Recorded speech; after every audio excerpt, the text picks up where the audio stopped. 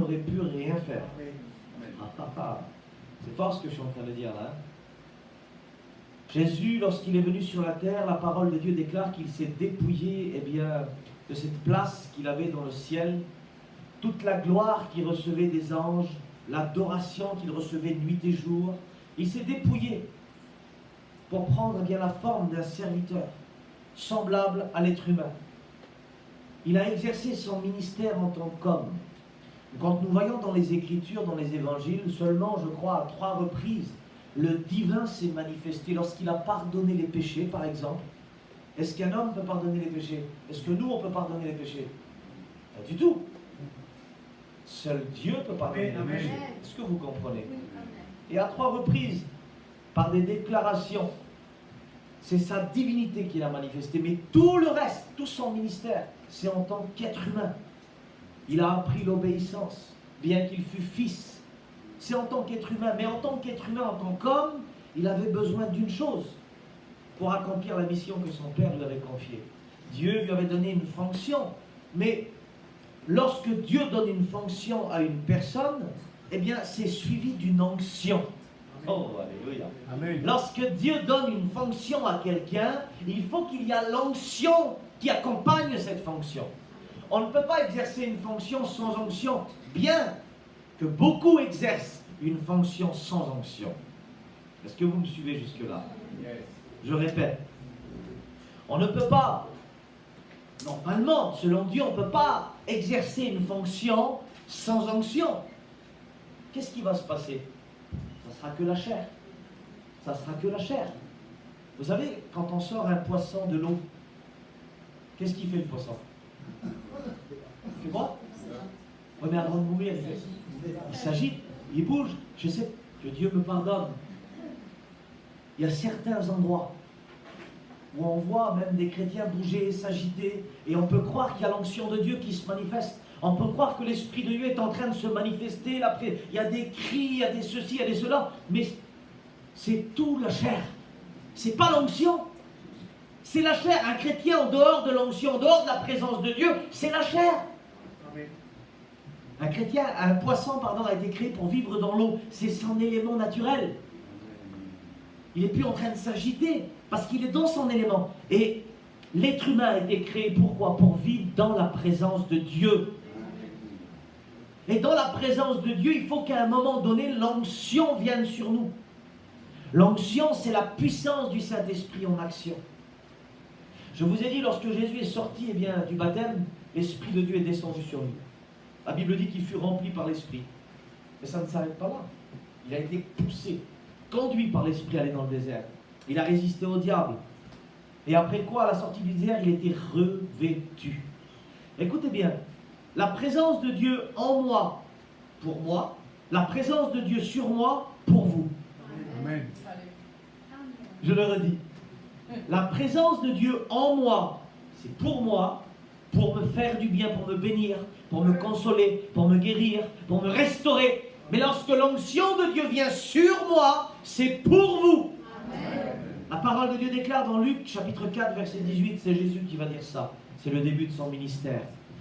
Et puis un serviteur lui remet le livre du rouleau d'Ésaïe, puis il l'ouvre, et c'est là qui est écrit « L'Esprit du Seigneur est sur moi, parce que l'Éternel m'a oint, il m'a consacré par onction pour annoncer une bonne nouvelle aux pauvres, pour délivrer les captifs, pour envoyer libres les opprimés, pour guérir les cœurs brisés. » Alléluia. Imaginez-vous se tenir devant des personnes et dire ces paroles-là avec une autorité, mais il faut qu'après il y ait des résultats. Attention, là on n'est pas en train de jouer. Si Jésus disait ça, c'est que là il était revêtu. Il avait reçu l'onction pour accomplir cette mission que son Père lui avait confiée, pour accomplir cette fonction. Dans l'Ancien Testament, il y avait 3 catégories de personnes. Lorsqu'ils recevaient l'onction, celui qui recevait l'onction, c'était sur 3 catégories de personnes. C'était les rois, c'était les sacrificateurs, c'était les prophètes. Et une fois qu'ils avaient reçu l'onction, ils pouvaient exercer dans leur fonction. Et lorsqu'on exerce avec une onction, il y a une grâce qui nous accompagne. Il y a un charisme. Vous savez que le mot onction, je sais plus si c'est en hébreu ou en grec, quand on étudie un petit peu, quand on creuse un petit peu, c'est le mot charisma. Et le mot charisma, ça vient du mot charisme. Et une personne qui a du charisme, c'est une personne qui va se faire remarquer. J'aimerais te dire que l'onction de Dieu, lorsqu'elle vient sur toi, tu ne peux pas rester caché. L'onction de Dieu te fait remarquer. Mais, bien évidemment, quand je dis elle te fait remarquer, c'est dans le seul but d'amener les personnes à une rencontre à Jésus-Christ. Parce que ça sert à quoi d'avoir l'onction si les yeux sont braqués sur moi? Est-ce que moi je peux vous sauver? Non. Mais non. Est-ce que moi je peux vous guérir? C'est pas de moi-même. C'est un peu spécial ce que je suis en train de dire. Parce que je suis un canal. On est des canaux. Dieu passe au travers de nous pour guérir. Oui, on peut recevoir des dons de guérison. Oui, on peut recevoir des dons de miracle. Mais vous l'avez compris que c'est lui. Alléluia. C'est Jésus. Amen. Qui guérit, qui libère, qui délivre, qui restaure. Nous, on est simplement des canaux par où Dieu passe pour manifester sa gloire. Alléluia. Alors, tout ce qu'on fait dans nos réunions, tout ce qu'on fait, ça doit être dans le seul but de vous emmener à une rencontre vers Jésus-Christ. Qu'il y a un face-à-face avec Dieu. Les enseignements qu'on donne, les chants, la louange qui est faite. Lorsqu'on parle, on explique la parole de Dieu, là, ça sert à quoi si je vous donne un enseignement sur la parole de Dieu, si je vous parle, mais ce n'est pas dans le but de vous faire rencontrer mon bien-aimé. Ça ne servira à rien. Ça servira à faire grossir votre cerveau, mais votre âme, votre cœur restera complètement sec. Alors que l'évangile ne se vit pas avec le cerveau, mais elle se vit avec le cœur. Aujourd'hui, beaucoup trop de doctrines qui sont enregistrées dans le cerveau. La doctrine de ceci, la doctrine de cela, le cerveau, le cerveau, le cerveau. Et qu'est-ce qu'on devient au final? Religieux. L'évangile, ce n'est pas le cerveau, c'est le cœur. L'évangile, parfois, il ne faut pas essayer de comprendre avec la tête. On reçoit de la présence de Dieu. C'est comme un enfant. D'abord, de toute façon, le Seigneur n'enseignera pas un adulte. Essayez de me comprendre. Jésus, il a dit, laissez venir à moi les petits enfants, je les bénirai. Et il a dit, si on ne revient pas comme un petit enfant, il dit, on ne pourra pas accéder au royaume de Dieu. C'est les cœurs d'enfants que Jésus enseigne. Un cœur adulte, il connaît tout. Mais moi, je suis adulte. Je connais ça, je connais ça, je connais ça, je connais ça, je connais ça, je connais ça. Qu'est-ce que vous voulez que le Seigneur nous enseigne? Si tu connais tout, je ne vais rien t'enseigner. Et c'est pour ça qu'il y a des chrétiens qui vivent dans une sécheresse spirituelle. On a besoin de venir à Jésus ce matin avec un cœur d'enfant. Amen. Un cœur enseignable. Vous avez vu un enfant? On peut lui apprendre toutes choses. C'est comme un ordinateur qui sort d'usine. Comme par exemple l'iPhone 16 de Frédéric. Il l'a reçu tout neuf. Et puis il avait juste à télécharger dedans. Je ne sais pas si tu as fait un transfert de fichiers de ton ancien téléphone. Mais il était neuf le téléphone. Et lorsqu'on vient à Jésus, on doit avoir cette attitude d'enfant, ce cœur d'enfant. Vous savez, Jésus va parler à certains moments dans l'évangile de Matthieu chapitre 9, au verset 17, il va parler du vin nouveau. Parce que là, il faut savoir une chose, c'est que Jésus, il est entouré de religieux. Les pharisiens de l'époque, les docteurs de la loi. La parole de Dieu déclare qu'il sondait les Écritures, c'est Jésus qui va leur dire ça, vous sondez les Écritures parce que vous croyez trouver la vie à l'intérieur. Mais la lettre sans l'esprit, elle tue. C'est l'esprit qui vivifie. Il faut que les deux soient ensemble, la parole et l'esprit. Trop de personnes disent la parole sans l'esprit. Et l'onction n'est pas là. Et la parole sans l'esprit, elle fait mal. Elle blesse. Il y a deux personnes qui peuvent passer derrière l'estrade avec le même message. Sauf que la première parle sans l'esprit, elle tue l'auditoire. Et la deuxième, elle vient, elle apporte le même message. Mais parce qu'elle est compatible avec l'esprit, elle parle avec l'esprit, elle bénit l'auditoire. Elle guérit l'auditoire. Elle la relève. Aujourd'hui, on a besoin d'hommes d'onction. De femmes d'onction qui prennent la parole et l'esprit. Que tout ce qui a trait à la religiosité quitte notre cœur, quitte nos pensées, quitte notre vie. Et Jésus va dire ça. Écoutez dans Matthieu 9, 17. On ne met pas non plus du vin nouveau dans de vieilles outres. Sinon les outres éclatent. Les vieilles outres éclatent. Le vin coule et les outres sont perdues. Donc alors qu'est-ce qu'on fait avec le vin nouveau? Eh bien le vin nouveau, on met le vin nouveau dans des outres neuves, dans des vases neufs. Et le vin et les outres se conservent. Il y a tout un mystère derrière ça. Je ne sais pas quelle heure qu'il est. Il y a tout un mystère derrière ça. 11h45. Le vin nouveau, c'est le Saint-Esprit. Le vin nouveau, c'est le royaume de Dieu. C'est sa puissance. Et puis, les vieux vases, les vieilles outres, vous savez, les vieilles outres, à l'époque de Jésus, ils étaient fabriqués avec des peaux de bêtes. Et quand ils étaient neufs, les outres neuves, là, ils ont la capacité de s'étirer. Parce que le vin nouveau, il y a de la pression.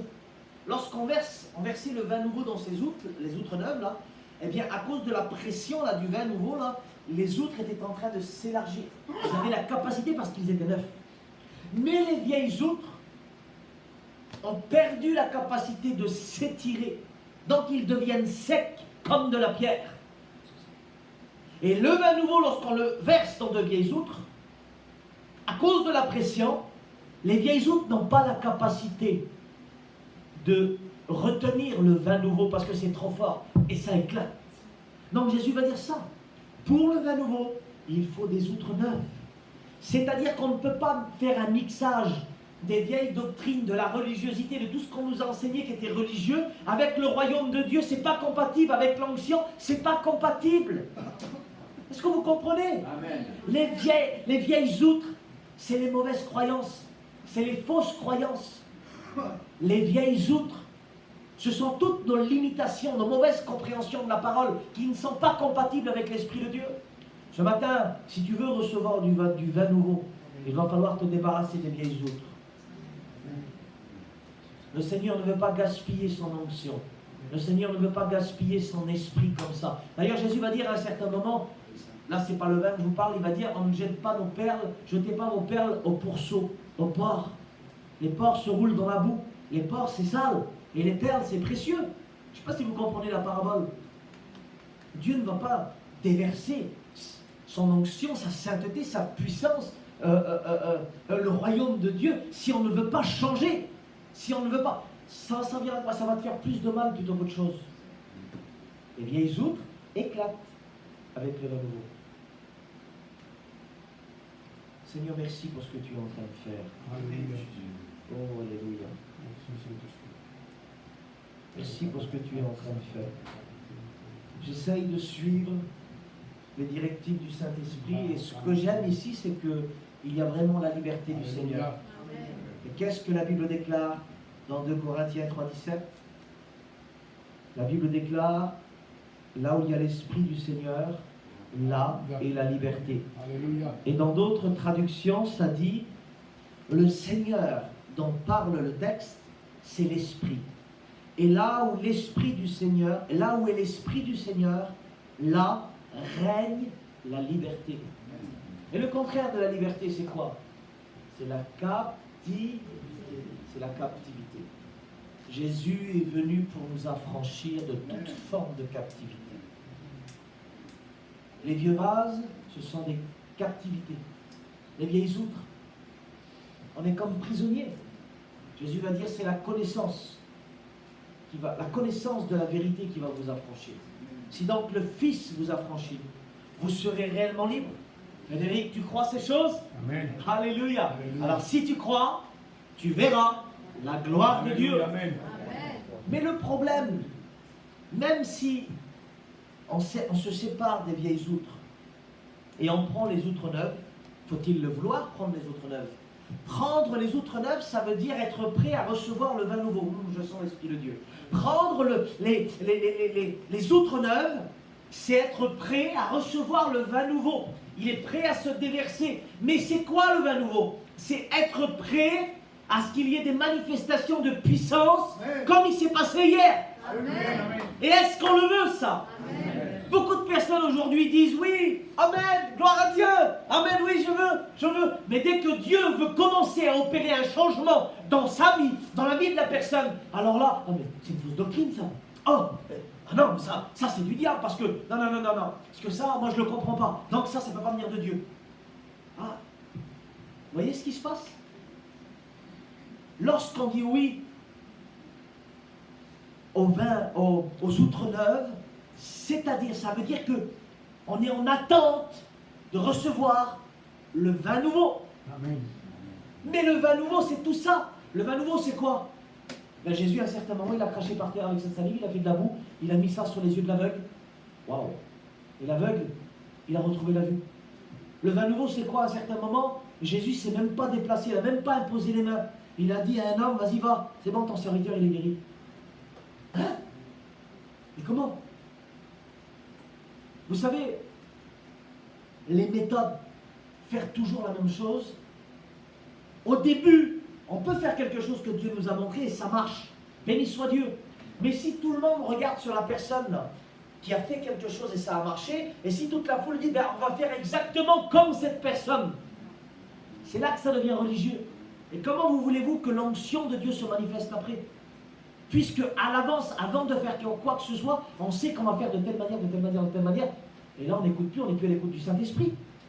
On n'est plus dépendant du Saint-Esprit. Ce qui faisait la réussite du ministère de Jésus, c'est qu'il était entièrement dépendant du Saint-Esprit. Et lorsqu'on est entièrement dépendant du Saint-Esprit, alors on peut se retrouver dans des endroits où on ne pensait même pas. On peut se mettre à faire des choses qu'on ne pensait même pas. Celui qui est dépendant du Saint-Esprit, celui qui a pris les outres neuves et qui reçoit le vin nouveau, ça va être hors de sa limite. Il va faire des choses hors de son contrôle. Est-ce que tu es prêt à ça ce matin? Est-ce que tu es prêt à ça? À goûter ce vin nouveau? Le Seigneur, hier, ce qui s'est passé dans la réunion, là, il vous a donné, je ne sais pas si je peux dire, un aperçu de ce qu'il désire, de ce qu'il veut continuer de faire. Et je sais qu'il s'est passé des choses dans cette église. Amen. Je sais qu'il s'est passé des choses dans cette église, des manifestations de puissance. Je le sais. Mais Dieu veut faire plus. Amen. Dieu veut faire plus, c'est de gloire en gloire. Amen. Et pour entrer dans une nouvelle gloire, il faut quitter la gloire dans laquelle on est en ce moment. Il faut être constamment dans un cycle de transformation au niveau de nos pensées. Il faut être constamment dans la mise à jour du ciel, dans la mise à jour du royaume de Dieu. Sinon, on va stagner à un certain moment. Même après avoir vécu des manifestations de puissance, on peut stagner si on n'accepte pas les mises à jour du Saint-Esprit. Je le répète parce que je sens dans mon cœur. Celui qui prend les outres neuves, il doit être prêt, il doit s'attendre à recevoir le vin nouveau. Et faut-il accepter recevoir le vin nouveau? Le vin nouveau, c'est la puissance du Saint-Esprit. Le vin nouveau, ça va se dérouler comme toi, tu n'as pas décidé. C'est pas ta façon à toi. C'est pas toi qui décides comment le Saint-Esprit va se manifester. Amen. C'est dans sa souveraineté, c'est Dieu qui a tout prévu à l'avance. Nous, on a juste besoin d'être attentifs à l'Esprit de Dieu. La Bible dit, Jésus va parler avec Nicodème, le docteur de la loi. Il va lui dire que celui qui est né de nouveau, parce qu'il ne comprenait pas Nicodème, la nouvelle naissance, il donne un enseignement sur la nouvelle naissance, Jésus. Il dit, celui qui est né de nouveau, il est comme le vent. Il dit, le vent, on entend le bruit, on ne sait pas d'où il vient, et on ne sait pas d'où il va. Mais on entend le bruit, le vent quand il souffle dans les arbres, on entend le bruit. Le Saint-Esprit désire nous parler. Jésus va dire, je ne fais que ce que je vois le Père faire. Les paroles que je vous dis, ça ne vient pas de moi. Il dit, c'est le Père qui les dit et je l'ai dit. Jésus ne faisait rien de lui-même. Tiens, aujourd'hui, j'ai envie de faire un miracle créatif. Ben, je vais faire un miracle créatif. Non, c'est pas comme ça que ça marche. Vous savez ce que ça devient à un certain moment si la personne fait de cette façon-là? Ça devient de la sorcellerie. De la sorcellerie dans l'église. Tu crois quoi? Tu crois que tu as reçu des dons spirituels et puis tu les utilises comme toi tu veux? Pas du tout. Tu dois être toujours dépendant du Saint-Esprit. Amen. Même si tu as reçu des dons de miracles, même si tu as reçu des dons de guérison, toujours dépendant du Saint-Esprit. Amen. Merci Seigneur. Est-ce qu'on peut dire Amen? J'aimerais qu'on acclame Jésus, s'il vous plaît. Toujours dépendant du Saint-Esprit. Et c'est ça qui apporte la gloire du Seigneur dans un ministère, dans un couple, dans une famille, dans une vie. Il est 11h54, je continue quelques minutes encore. Vous le voulez? Oui. Amen. Ça va bien. Jésus, à un certain moment, il a imposé les mains. Jésus, à un autre moment, il a dit, je le veux, sois pur. À un autre moment, il ne s'est même pas déplacé. Il a dit, va, qu'il te soit fait selon ta foi. Je ne sais pas comment que la réunion va se dérouler dans quelques minutes, dans quelques instants. Mais je sais une chose, c'est que Dieu désire manifester encore plus qu'hier. Hier, nous avons expérimenté la gloire de Dieu, mais aujourd'hui est un autre jour. Moi, je ne veux pas expérimenter le même niveau qu'hier. Je veux un niveau supérieur. Je veux un niveau supérieur. Frédéric, David, mes frères, mes sœurs, vous voulez un niveau supérieur. Amen. Et vous n'avez pas besoin de me le dire. Je le sais, c'est dans votre cœur. Oh, alléluia. Comment l'Esprit de Dieu va se manifester dans cette réunion? Alors, je voudrais déclarer une chose, que depuis tout à l'heure, pendant que je suis en train de prêcher, il y a des chaînes sur ton cœur que le Seigneur est en train d'enlever. Depuis tout à l'heure que je prêche, il y a des chaînes qui sont en train d'être retirées de ton cœur. Il faut que tu te laisses imprégner, saturé de la présence de Jésus-Christ. Ce n'est pas à toi de choisir comment Dieu va se manifester. Ce n'est pas toi qui décides comment la délivrance, comment la guérison va se manifester, de quelle manière. Toi, contente-toi de croire. Amen. Qu'est-ce que le Jésus va dire à Marthe? Crois simplement. Crois et tu verras la gloire de Dieu. Amen. Et il a dit ça aussi au Père. Je ne sais plus, d'une fille, crois et tu verras la gloire de Dieu. Crois, n'aie pas peur, crois seulement. Crois seulement. Oui, il y a des incompréhensions. Oui, il y a des choses parfois où on ne comprend pas. Pourquoi on passe par telle ou telle situation. Mais je t'encourage, garde la foi, garde la foi, garde la foi, garde la foi, car des jours viendront. Et on vit ces jours-là et ça va s'accentuer, où l'ennemi est en train de frapper encore plus. Jésus va dire, quand je reviendrai, trouverai-je la foi? Trouverai-je la foi? Continue à lever le bouclier de la foi. Continue à lever le bouclier de la foi. Continue à croire dans les promesses du Seigneur. Oh non, ne doute pas, ne doute pas. Même si tu as vécu des mauvaises expériences, la parole de Dieu déclare que toute chose concourt au bien de ceux qui aiment Dieu.